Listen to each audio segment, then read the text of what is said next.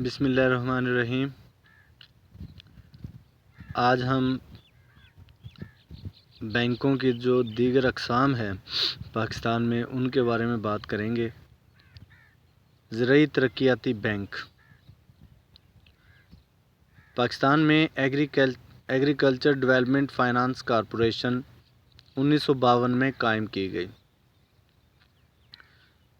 اس کا جو بنیادی مقصد تھا وہ تھا کہ ایگریکلچر کو جدید خطوط پر استوار کرنا، یعنی ایگریکلچر کو زیادہ سے زیادہ پروموٹ کرنا یا اس کو ترقی دینا ایگریکلچر کو۔ 1957 میں ایگریکلچر بینک آف پاکستان قائم کیا گیا۔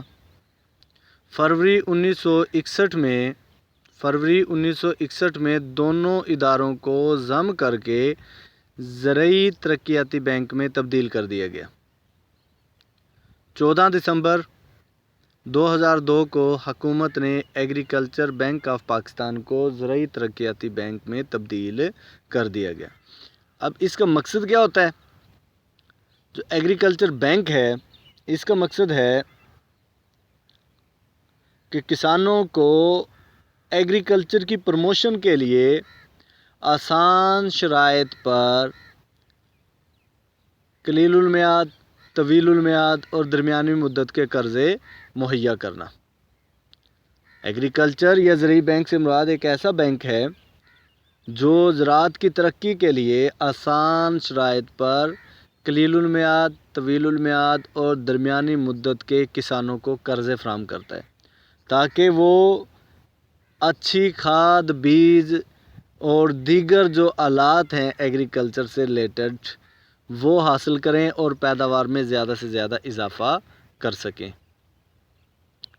اب قرضے کی اقسام: قلیل المیعاد قرضے، یہ ایسے قرضے ہوتے ہیں جو کسانوں کو کھاد بیج کے لیے پرووائڈ کیے جاتے ہیں۔ یہ قرضے 6 سے 8 ماہ کی مدت کے ہوتے ہیں تاکہ کسان جس کے پاس سرمایہ کی کمی رہتی ہے تاکہ وہ کمی پوری ہو سکے اور وقت پر کھاد بیج وغیرہ ڈال کر پیداوار میں زیادہ سے زیادہ اضافہ کر سکے۔ اس کے بعد میں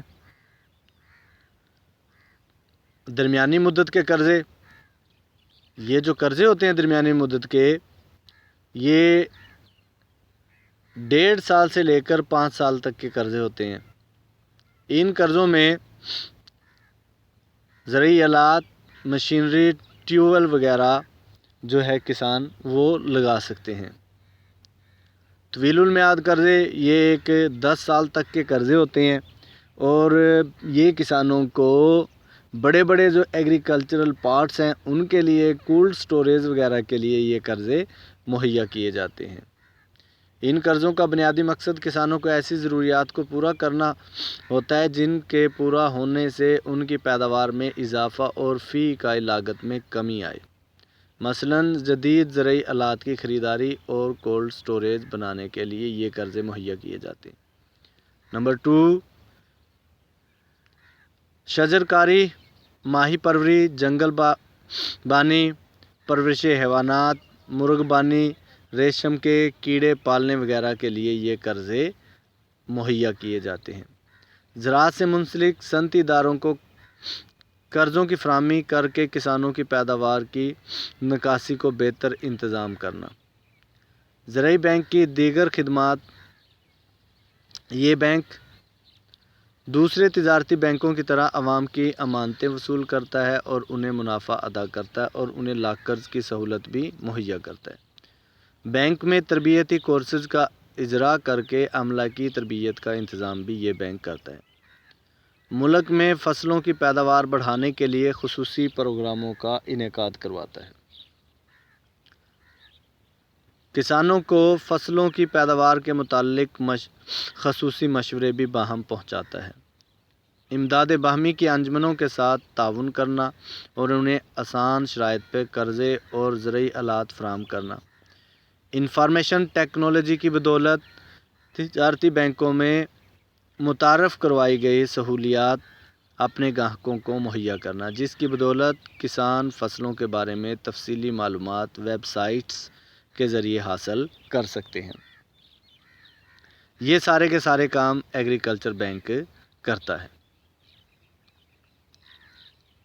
اس کے ساتھ ساتھ اس نے مختلف اسکیمیں متعارف کروائی ہیں۔ یہ شمسی توانائی کے جو پروجیکٹ ہیں ان کے لیے اور ماڈل ولیج جو اسکیم ہے ان کے لیے بھی یہ کوششیں کرتا ہے۔ بینک کی کارکردگی: بینک کی 416 شاخیں تقریباً 5 لاکھ کسانوں کو مالی ضروریات پوری کر رہی ہیں۔ بینک کا کل اثاثہ 123 بلین روپے جبکہ فی کس قرضہ کی مالیت 16,23,331 ہے۔ بینک چھوٹے کسانوں کو خاص طور پر اہمیت دیتا ہے۔ اس بینک کے جو موبائل کریڈٹ آفیسرز ہیں وہ اپنے علاقے کے لوگوں سے مل کر ان سے جو ہے ان کو قرضہ مہیا کرتے ہیں۔ صنعتی ترقیاتی بینک آف پاکستان: جیسے فروری 1961 میں وہ ادارہ قائم کیا گیا تھا ایگریکلچر کا، اسی طرح سے جو صنعتی ترقیاتی بینک ہے وہ بھی قائم کیا گیا ہے۔ اب سٹارٹ میں جب پاکستان بنا تھا تو ہمارے پاس کل جو یونٹس تھے وہ تھے 921 یونٹس، جن میں سے صرف اور صرف پاکستان کے حصے میں 24 یونٹس آئے تھے۔ معاملہ یہ تھا کہ ہم لوگوں نے اپنے ایگریکلچر سیکٹر کو انڈسٹریل سیکٹر کو سنبھالا دینا ہے۔ تو اس مقصد کے لیے 1949 میں صنعتی مالیاتی کارپوریشن قائم کی گئی۔ اس کے بعد میں ایک اور کارپوریشن قائم کی گئی۔ 1961 میں صنعتی مالیاتی کارپوریشن کو ختم کر کے اس کی جگہ صنعتی ترقیاتی بینک آف پاکستان قائم کر دیا گیا۔ اب یہ بینک کرتا کیا ہے؟ اس بینک کا مقصد کیا ہے؟ جس طرح سے ایگریکلچرل جو بینک ہے وہ کسانوں کو آسان شرائط پر قرضہ مہیا کرتا ہے، اسی طرح سے صنعت کی ترقی کے لیے جو صنعتی ترقیاتی بینک ہے وہ سرمایہ داروں کو آسان شرائط پر قلیل المیعاد، درمیانی مدت کے اور طویل المیعاد قرضے مہیا کرتا ہے تاکہ صنعت میں زیادہ سے زیادہ ترقی ہو، روزگار بھی بڑھے، ہماری جو ہے برآمدات میں بھی اضافہ ہو، جس سے ہمارا بیلنس آف پیمنٹ بھی بہتر ہو۔ اب اس کے فرائض: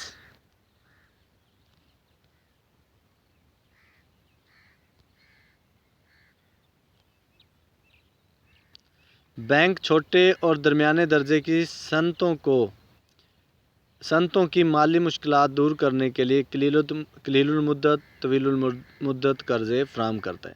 سب سے پہلے انہوں نے دودھ کے لیے الٹرا ہائی ٹمپریچر یعنی ڈبے کا جو دودھ ہے اس کے لیے پروجیکٹ لگائیں یا قرضے مہیا کیے۔ اس کے ساتھ ساتھ 3 پہیوں والی سواری کے لیے ماربل پروسیسنگ پروجیکٹ، کانکنی ریڈیو وائرلیس وصول کرنے والے سیٹ کے علاوہ خام مال سے مصنوعات تیار کرنے والی مقامی صنعتوں مثلاً کیمیائی کھاد کی صنعتیں، کپڑا، بجلی کا سامان، غذائی اشیاء وغیرہ کو سرمایہ فراہم کیا۔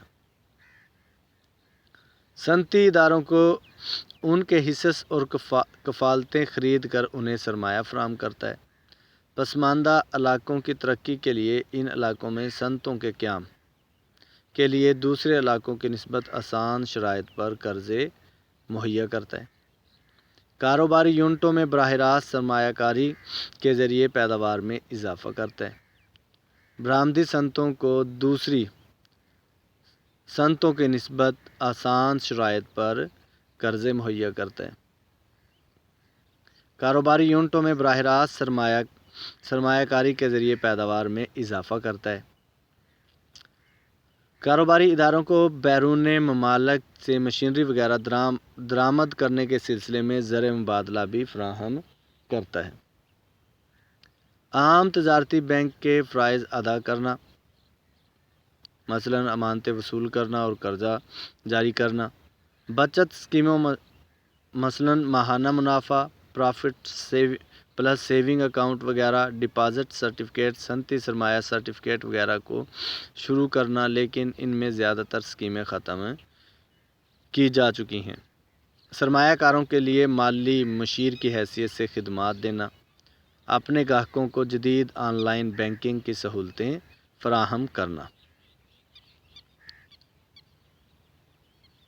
صنعتی بینک کی کارکردگی۔ اس بینک کی سرمایہ کاری سے ملک میں 1 لاکھ سے زائد نوکریاں پیدا ہوئیں، لیکن پچھلی دہائی کے وسط یعنی 2005 تک اس بینک کا خسارہ 27 بلین روپے ہونے کی وجہ سے یہ بینک دیوالیہ ہو گیا، جس کی وجہ سے حکومت نے اس بینک کو انویسٹمنٹ کارپوریشن آف پاکستان میں ضم کر دیا۔